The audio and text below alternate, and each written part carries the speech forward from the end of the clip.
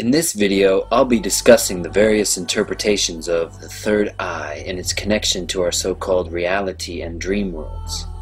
Let's start with the pineal gland. The pineal gland is a small organ shaped like a pine cone, hence its name, which I'll get into later. It was also the last endocrine gland to have its function discovered. Its location, found deep within the brain, implies its significance. This led to it being considered a mystery gland, with all kinds of superstition, myth, and even metaphysical theories surrounding its supposed function.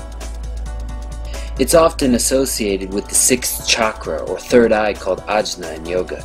It is believed to be the dormant organ which can be awakened to unlock our hidden telepathic abilities and our inner vision.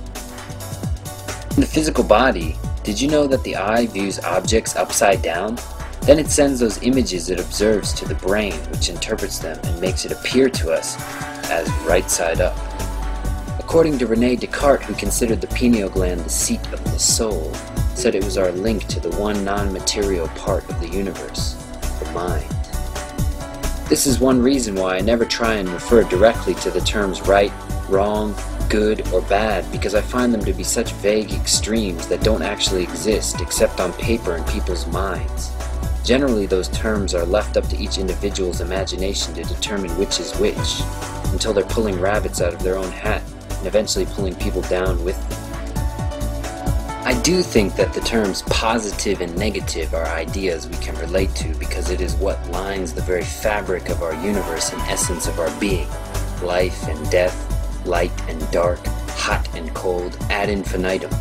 Since everything essentially came from the same singularity in space, it means you and all that surrounds you are an amalgamated, randomized, ever-changing interpretation of itself, perceptually aware of the countless randomized branches extending outward at any given moment, which when you think deeply about it, is actually a glance into the many faces of your true self.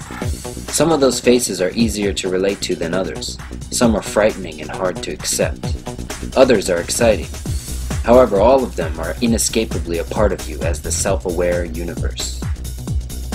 I always like to equate it to walking through a hall of mirrors of the mind, introspectively looking into the different aspects of the conscious self in the grand sense of the word. Unequivocally, what you or I individually think from the finite constructs of the ego is a temporary charade, a masquerade ball we all buy into for a short time to give us purpose. On the other hand, if one peels their perspective back enough, past myself, yourself, himself, herself, their selves, ourselves, one would see that it is just a game we play with our collective higher mind. When we step back into the discourse of the duality, however, we collectively demonize and burn people at the stake to continue forward with confidence in a given random direction, as we perpetually find ourselves caught in the eternal dance between a 1 and a 0.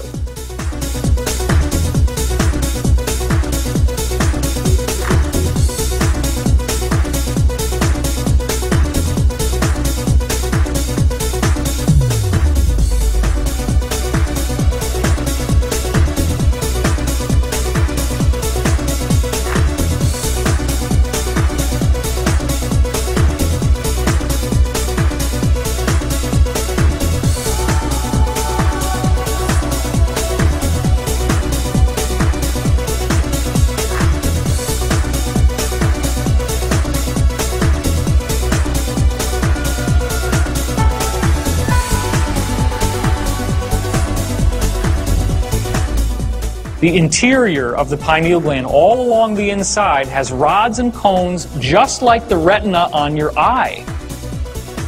Do you think that maybe when they called it a third eye, that they knew what they were talking about?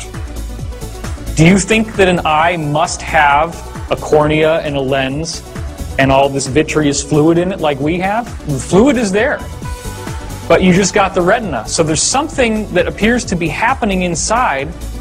It's like there's a little television in here, and you can actually get audio out of it, and you can get video out of it, and that video feed is being picked up by the rods and cones, and that's your imagination. That's the mind's eye.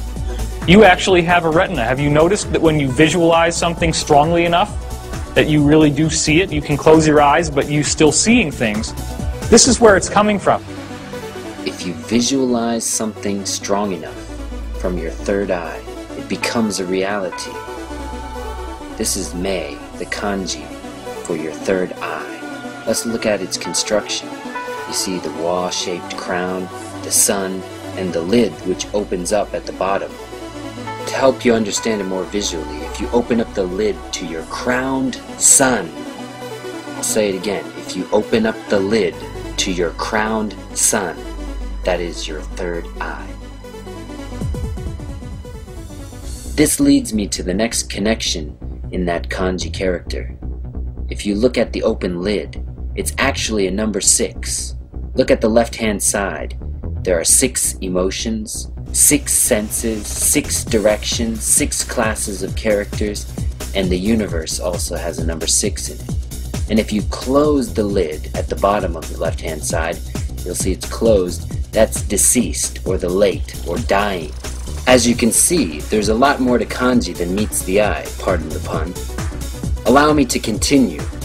If you put a regular eye next to your third eye on the left-hand side here, and then you think about it with imagination on the right-hand side here, you are in meditation. Nearly every ancient culture knew of the hidden powers of the pineal gland and what it does to connect us to this reality.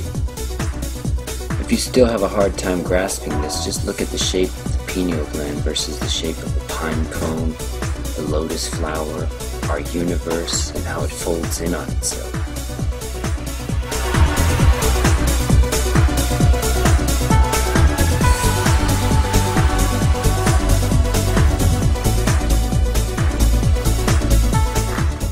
Again, this pine cone connection can be found in nearly every culture. As we see here at the top left, the Pope carrying a pine cone-like staff. In the upper right, Bacchus, a Greek god, carrying a pine cone staff as well. In the lower left, Buddha's head being shaped like a pine cone as he's reaching enlightenment. In the center, the statue found at the Vatican is a pine cone, taller than 2 or 3 people, one of the biggest found at the Vatican. This connection is unmistakable. The pharaohs, the Mayans, and nearly all the ancient cultures knew this connection of the pineal. Look at the lower right. You see the staff of Osiris carrying the pineal as well. The physical body of the pharaoh was rendered timeless, perhaps turned into an open gate, or perhaps a type of anchor. It was heavily supplied with all manner of spells, amulets, talismans, and other forms of magical protection. The strange practice of mummification still holds many mysteries. Why were some organs carefully preserved while the brain was scooped out and discarded? An unexpected insight into this question can be found in the work of Dr. Rick Strassman. His pioneering work has raised some very important questions about the pineal gland and its interaction with a strange hallucinogenic chemical known as DMT. Interestingly enough, Rick Strassman found this connection to Buddhism through DMT, and that being one of 49 days. You see, in Buddhism, 49 days after death is called bardo, and the soul hangs around for 49 days waiting for a new body. And in Rick Strassman's study, the 49-day connection was found with the fetus, and 49 days after conception, the presence of the pineal gland and DMT is found. This just further proves that the mystics, monks, and gurus knew what they were talking about when they thought about the third eye as the seat of the soul. Which really makes you think, those people we consider mental patients are crazy. Are they actually crazy, or are they seeing into higher realms of reality that we are not able to see under normal states of consciousness by unlocking this chemical DMT?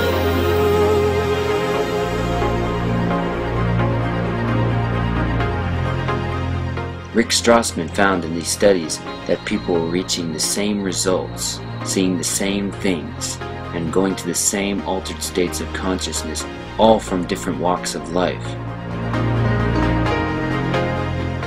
Don't you think, if you haven't already, it's time to start trying to unlock your third eye so we can finally start to turn this ship around?